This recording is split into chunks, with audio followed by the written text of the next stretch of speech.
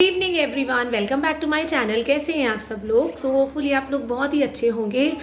आज हम लोग बात करेंगे DSSB PRT वैकेंसीज़ के बारे में। एज़ आप लोग में से काफ़ी सारे लोग हैं, जो बहुत सारे कैंडिडेट्स हैं जो लोग DSSB PRT की तैयारी इवन 2022 की वैकेंसीज़ के बाद से कर रहे हैं। एज़ यू नो कि हमारी जो लास्ट वैकेंसीज़ आई थी वो 2022 में आई थी और उसके बाद वैकेंसीज़ का अब कुछ भी अता पता नहीं है।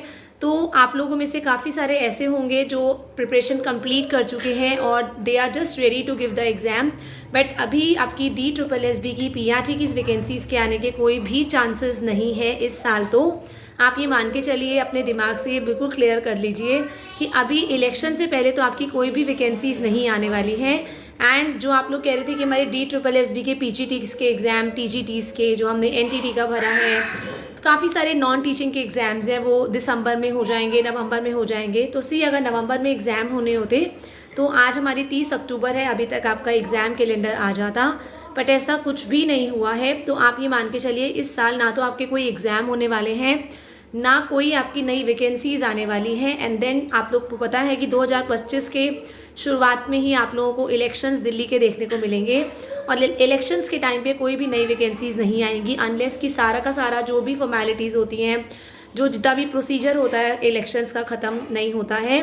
तो आप लोगों को जैसे DSSB की PRTs की वैकेंसीज़ जो हैं अगले साल इलेक्शंस के बाद, मतलब आप मान के चलिए मार्च अप्रैल तक ही देखने को मिलेंगी। उसमें भी बहुत कम चांसेस, मतलब ये है कि 60-70% चांसेस हैं जो आपको मार्च अप्रैल में दिख जाए। अदरवाइज़ वो वैकेंसीज अगर मार्च अप्रैल में भी नहीं आई तो आप ये मान लीजिए कि वो जून में शिफ्ट भी हो सकती है, जून तक। बट येस, जून तक आपको मोस्टली पूरे चांसेस हैं कि आपको वैकेंसीज देखने को मिले। देन बात कर लेते हैं हमारे एग्ज़ाम्स की। जो फॉर्म्स अभी तक भरे गए हैं, लाइक TGTs का भरा गया है, PGTs का फॉर्म भरा गया है, आपका NTT का भरा गया है, MTS के एग्ज़ाम्स बाकी हैं, LDC के भी हैं। तो इनके सभी के एग्ज़ाम्स आप लोगों को मार्च अप्रैल और इवन हो सकता है ये मई जून जुलाई तक भी देखने को मिले। अभी ऐसा कुछ भी नहीं कहा जा सकता है कि मैं आपको ये बोलूँ कि मार्च अप्रैल, आगे भी बढ़ सकते हैं। बट येस, अभी फिर भी हम मान के चले तो 3 से 4 महीने आप लोगों के पास आराम से हैं एग्ज़ाम की प्रिपरेशन करने के लिए। ऐसा बोलना तो बहुत आसान है कि पढ़ाई करिए, दोबारा से शुरुआत करिए, बट क्योंकि जब तक एग्ज़ाम कैलेंडर, एग्ज़ाम डेट्स नहीं आती हैं, पढ़ने का दिल भी नहीं करता है। ये बहुत प्रैक्टिकल बात है, क्योंकि लगता है कि बूढ़े होने तक पढ़ते ही रहना है क्या? तो टीचर्स का तो यही काम होता है, जब तक टीचर पढ़ाती रहती है, भले वो 50 साल की हो जाए, उसको हमेशा अपनी नॉलेज के साथ अपडेट रहना पड़ता है। क्योंकि आजकल के बच्चे आपको पता है बहुत नॉलेजेबल भी हैं, बहुत स्मार्ट भी हैं, वो कोई भी out of the book question भी कर सकते हैं। तो इन चीज़ों के लिए आपको तैयार रहना पड़ता है। तो टीचिंग ही ऐसा प्रोफेशन है कि जिसमें आपको बुढ़ापे तक भी पढ़ाई करनी पड़ती है, और जितनी भी नॉलेज मिले उतनी ही कम है, जितनी भी हम नॉलेज गेन कर लें उतनी ही कम होती है। क्योंकि बच्चे क्या हो रहे हैं, हमारे नए जनरेशन हमारे सामने आ रही है पढ़ाने के लिए। इसीलिए मैं आपको यही बोलूँगी, आज छोटी दिवाली है, हैप्पी छोटी दिवाली टू एवरीवन। आज से फिर से एक नई शुरुआत करिए। आज तो मैं आपको नहीं बोलूँगी पढ़ने के लिए, बट येस, जैसे ये फेस्टिव सीज़न आपका ख़त्म हो, फिर दोबारा अपना एक नया टाइम टेबल बनाइए। अगर अभी तक आपने पढ़ाई शुरू नहीं करी है, और कोशिश करिए कि दोबारा उस टाइम टेबल के अकॉर्डिंगली आप लोग पढ़ पाएँ। दिन से कम दिन में से 5 से 6 घंटे आप लोग ज़रूर निकालें अपने लिए। अगर आप लोग हाउसवाइफ हैं, चाहे आप वर्किंग हैं, पर 5 से 6 घंटे बहुत ही ज़्यादा ज़रूरी हैं आप लोगों को DSSB की प्रिपरेशन करने के लिए।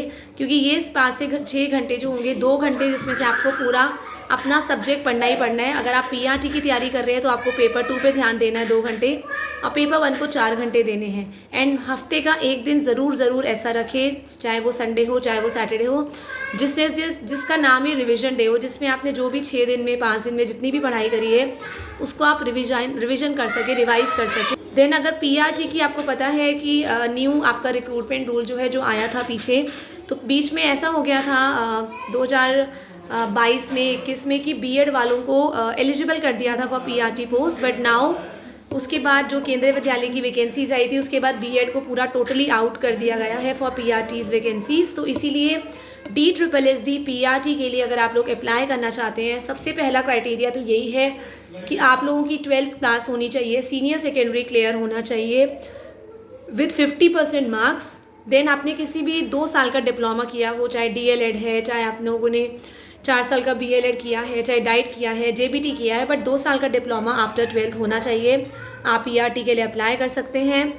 देन नेक्स्ट, आप लोगों की कम से कम ज़्यादा से ज़्यादा 30 साल एज होनी चाहिए, चाहे आप मेल कैटेगरी है, मेल हैं, चाहे फीमेल हैं, बट आप लोगों की 30 ईयर्स की एज होनी चाहिए।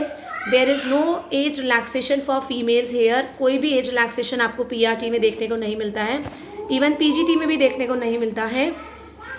एक और चीज़, आपका CTET paper 1 should be qualified. आपका पेपर 1 CTET क्वालिफाई होना चाहिए to apply for the post of PRT।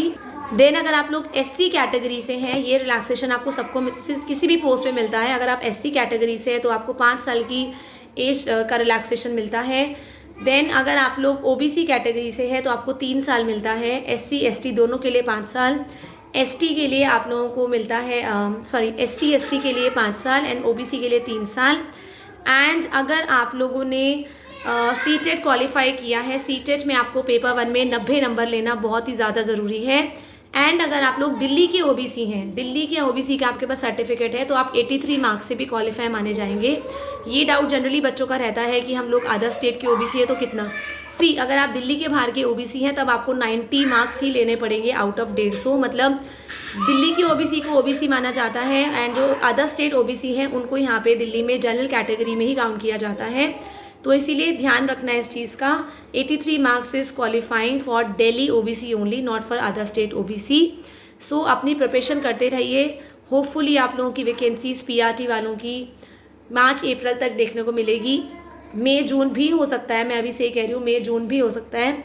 And बाकी की जितनी भी पोस्ट के लिए आप लोग प्रिपेयर कर रहे हैं, चाहे कोई भी टीचिंग है, PGT TGT NTT, आप लोगों के एग्जाम्स भी आपको फरवरी के बाद ही देखने को मिलेंगे। वो जून तक भी हो सकता है, मैं ये नहीं बोलूँगी मार्च अप्रैल में हो जाएंगे, जून तक भी लग सकता है। इसीलिए अपनी प्रिपरेशन करते रहिए, अपने ऊपर पूरा भरोसा रखिए, हमेशा पॉजिटिव लोगों के सराउंडिंग में रहिए। हमेशा मैं आपको बोलती हूँ पॉजिटिव लोगों के साथ रहिए जो आपको मोटिवेट करते हैं, और अपने ऊपर भरोसा करना बहुत ज़रूरी है किसी भी चीज़ को करने से पहले।